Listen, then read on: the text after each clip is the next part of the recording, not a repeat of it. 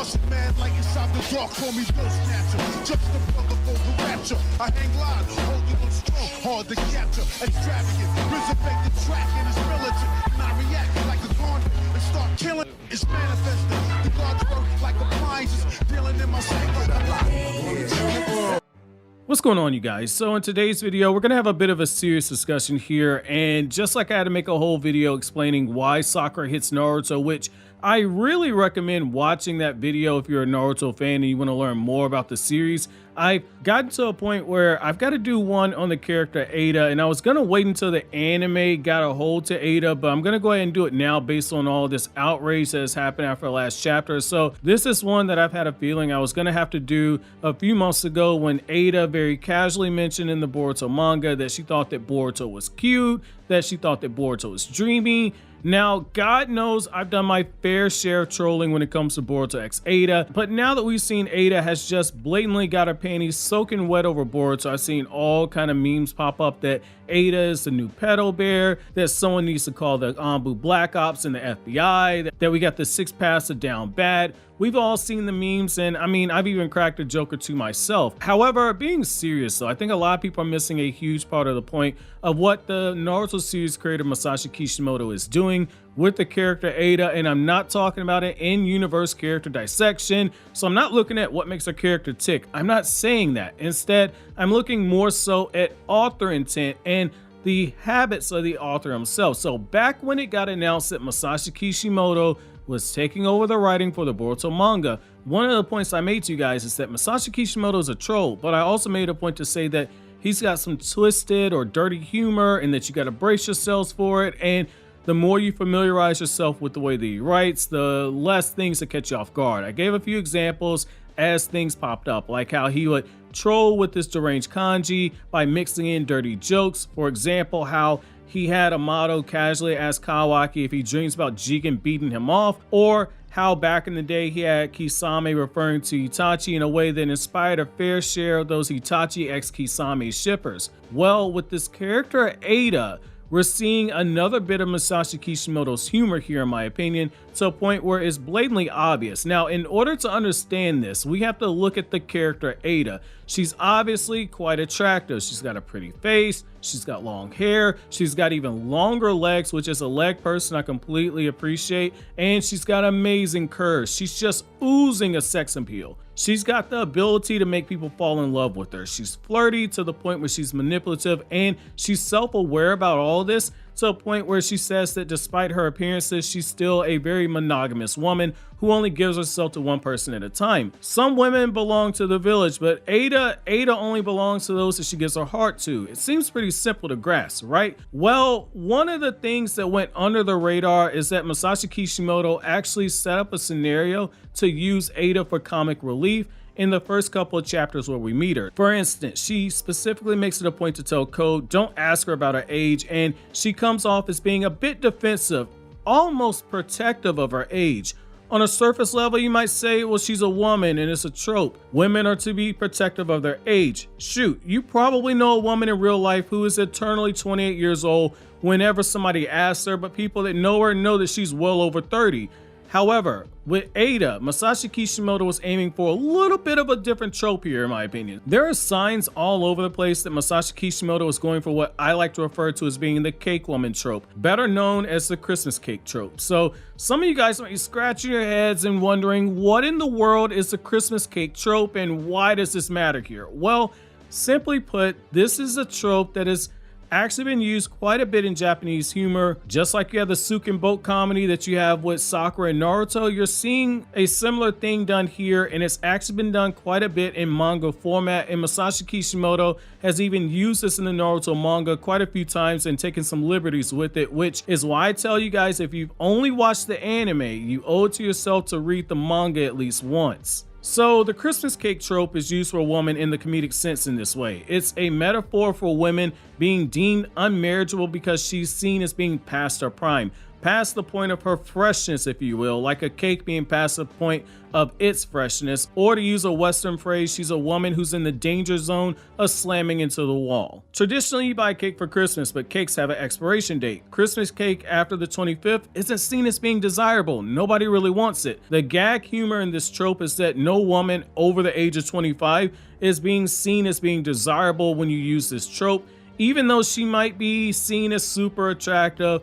Being over the age of 25 and unmarried for this gag, this is the Christmas cake being past its point of expiration. When you look at some of the instances that we have in the Naruto manga, a really great example of a woman getting married and having children before she gets that point of expiration is Kushina Uzumaki. Kushina, Naruto's mother, died at the age of 24. But getting back to it though, so a great, really in-your-face example of this is how Mei, the Mizukage in Naruto's manga, constantly makes jokes about marriage, about being unmarried, being undesirable, late to the altar, and etc. She's drawn with over-the-top expressions and monologues. They're done in a way to where it's very easy to follow. It's meant for humor. What you might not know is that Mei is in her 30s, so she's well past the point of the quote expiration date, hence why she's the subject of that humor. However, it is worth noting that when it comes to this trope, there are a few more conditions that tend to be laid out here. So being single and over 25 isn't the main thing that you have right here. That's just one of the commonalities, but there also needs to be some kind of reference to want to be taken off of the market, which both Mei and Eida both do.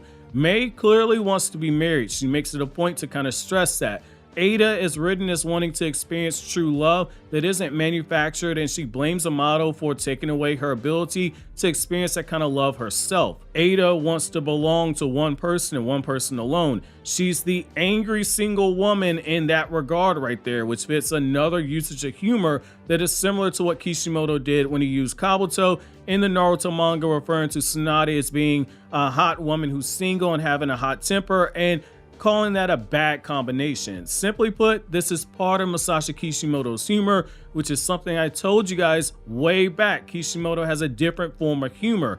A lot of this landing is going to depend on the current mangaka Ikimoto landing on the expressiveness of his art during those times, like when we saw how Kishimoto wrote using Sukenbo humor in the Boruto manga by having Naruto scream when Boruto suddenly ate the Byakugan pills. When you look at that panel, Ikimoto drew in a very comedic and expressive reaction for Naruto. So with the character Eida, she borders on the backdoor of this trope in her writing by writing her as an older woman, potentially in her 20s, and believing that it's not too late to find true love, which she refers to as finding her prince. Because the cliche is that every woman is looking for a Prince Charming, which is why Code makes the reference of, well, Boruto could be your prince, Kawaki could be one of your princes. Eida refers to Damon and Code as being knights. We're dealing with quite a few cliches right here. It's done in a very subtle way. Now, this brings us to the huge elephant in the room, which is that about her age. So if she's older, then we got to call the FBI, right? So for that, I'll just say in a series where you have 13-year-old ninjas who are being sent out as child soldiers, it's really funny we're drawing the moral line here over Eida potentially having a nosebleed over a soon-to-be 13-year-old Boruto or potentially 13-year-old Boruto, but not over the child soldier thing. Like, now I know how the homie Axel Beats, who is one of my favorite YouTubers, felt when he had to discuss Shishomaru and Rin and break down for people the relationship of Rin and Shishomaru and why it wasn't a father and child relationship, how a lot of people wrongfully interpreted it. And that's a very good video that I'm very tempted to make something like this on Eida and Boruto if it's something that does happen. I digress though. I don't want to go too far into that. So honestly, this isn't anything new, especially in the Naruto franchise. So personally, the idea of an older character lusting after a younger character again is not anything new when you're familiar with Kishimoto's humor. How is Eida potentially having a nosebleed over Boruto's declaration that he's going to protect Kawaki and it being something that's turning her on any different than Mei being worded and drawn in a very sexually suggestive manner when she's meeting Sasuke during the 5 Kage summit? She's talking about going easy on him while she's drawn in a very sultry way with the low-cut top that really shows off her breasts and the outfit that shows off her figure. She's got her fingers on her lips. She's got some warm bodily fluids on the corner of her mouth at one point when she's talking to Sasuke, which it just so happens to be her lava release. But she's also talking about it's just you and me here and that I'll go easy on you. The comedy was right there in your face well after it was established that Mei is the Christmas cake type of character, and the humor was further played off by Karin Uzumaki getting super upset, territorial, and accusing Mei of being seductive towards Sasuke, and Karin in one of the translations calls her an old hag, which goes back to the wedding cake gag. Mei is in her early 30s, but Karin calls her an old hag because she's seen as being past her expiration date. Sasuke at this point in time was 16. Mei again was in her 30s. We have over a 15-year age difference right here. Eida isn't the first woman that Masashi Kishimoto's used this form of humor on either. Neither was Mei. We've seen younger women being used in this instance. So you have Karin Uzumaki talking about how she's going to lick Sasuke up and down when she realized that she was alone with him. Again, there are sexual undertones in this moment, which goes back to what I've said for a while. If you think that something dirty was implied in a statement in the manga that is written by Masashi Kishimoto, chances are it probably was. And if you don't know what licking Sasuke up and down while they're alone implies, then you're probably too young to be watching this video. But I digress. Let's go back even further. Sakura in part 1 of Naruto in the manga punches Naruto for peeing in front of her, but then she thinks to herself in the manga that she's completely okay with having Sasuke whip it out in front of her and watching him take a pee. It's humor. It's dirty humor. It's very dirty humor, but it's still humor nonetheless. The female characters aren't the only ones who have been subjected to the undertones of dirty sexual humor either. Even older males have fallen victim to it, and I'm not just talking about the third Hokage getting the nosebleed. I'm not even talking about Iruka and Ebisu.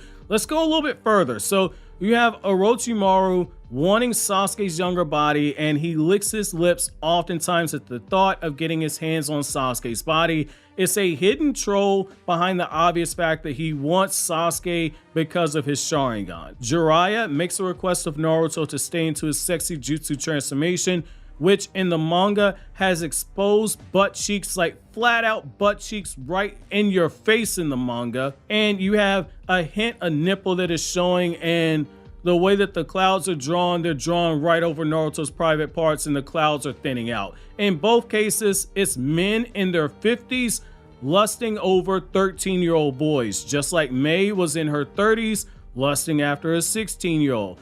And how Eida is in her 20s potentially getting a nosebleed over a boy who's either getting ready to turn 13 or is already 13, depending on where you fall into the timeline statement.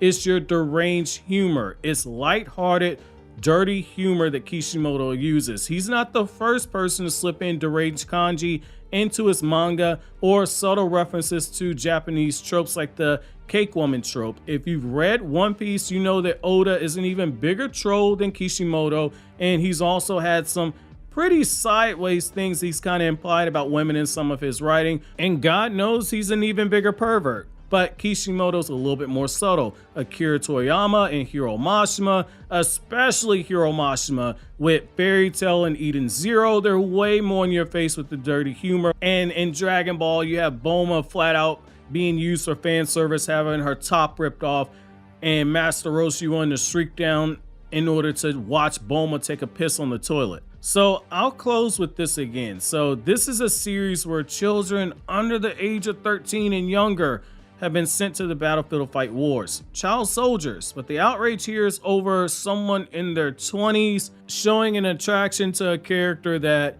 is either 13 or getting ready to turn 13, depending on how you interpret Amato's statement, and is not doing anything any different than what we've seen other characters do in the series.